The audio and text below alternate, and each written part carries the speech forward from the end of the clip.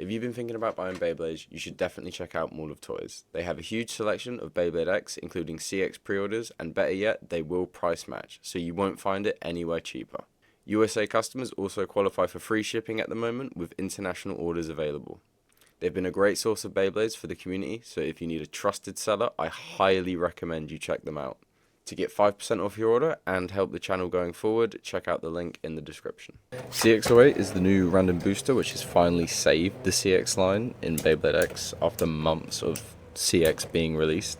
Now the biggest problem with CX line was mainly its height, while it could be argued weight as well, just because the metal portions of the blade were like around 30 grams or something like that. But height was definitely the main issue. And the height thing hasn't changed.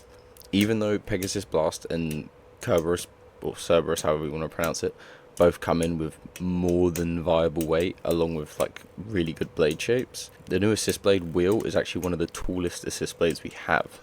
Although thanks to its weight distribution, it basically just eats the hits like nothing, all while retaining stamina. And it's not too top heavy. Like if you played with sort of like normal stamina CX combos, like just 960 free ball, they're still quite top heavy, but the balance is way better. Okay, so the combo on screen now is just Cerberus wheel 960 free ball. It pretty easily outspins most blades, bar Rod Dragoon and some Silver Wolf builds, which I think to a degree is expected. I don't think anyone thought this would replace Rod as the Stamina King, although I do see Cerberus viability wise below Rod but above Wolf, purely just because it acts like a better Wolf, especially at tanking hits. So Wall Ball is the new bit that will definitely be meta. Not only can it hold its own against like some Rod, like typical Rod combos like Ball, Free Ball, 960, same as any Rod build, it's kind of 50-50. It's like down to launch power if you hit the rail more, but provided you don't have like a last second hit with a lot of recoil, Wall Ball tends to win the matchup just because of LAD. And speaking of LAD, its overall defense capabilities are amazing. Now, I thought the nubs at first were going to be a pretty big downside, kind of similar to Glide, just because why would you want something like to scrape against essentially while you tilt? Although what I've noticed is you can actually sometimes hear the nub scrape the inner ridge, so you do actually get a bit of recoil reduction, which could work good for some defense builds. It's kind of like a low res Hexa, just with more stamina and similar LAD. It does that weird thing Hexa does where like late game stam, like if you tilt you sort of like flower pattern like in and out diagonally, so similar but not the same. I can already see this being used on Rod, Wolf, definitely Scorpio, just to name a few, with my favourite build being a bit weird, but Aero Pegasus 960 Wall Ball. It's similar to Hexa in the sense it works for counterattacks, but because you get a bit more stam, you're not as vulnerable if you miss a dash, for example, because you'll save a bit of stam anyway. I think final thoughts would be that CX is no longer a joke competitively, so it might be time to start actually testing against some CX combos like themed around Blast and Cerberus, just because these two will CX isn't necessarily saved, it's only saved I think with these two blades. I think Brave, Arc, Hells, Brave, Arc, Hells, Perseus, I think they're all still like not even mid but like starter bays, like in the same sense of like the BX line, like Drawn Sword, Wizard Arrow, Hell's Scythe. They're all the worst versions of what we have now, because obviously they need time to like upgrade through the show, like evolve, etc. So I think the next Drawn Brave, or the next Drawn, the next Hells, the next Wizard CX will be better or more on par with Cerberus and Blast, but I think these two are going to be like the must-have CX if you want to use the system. And Wall Ball, I think it's just 100% going to see competitive play.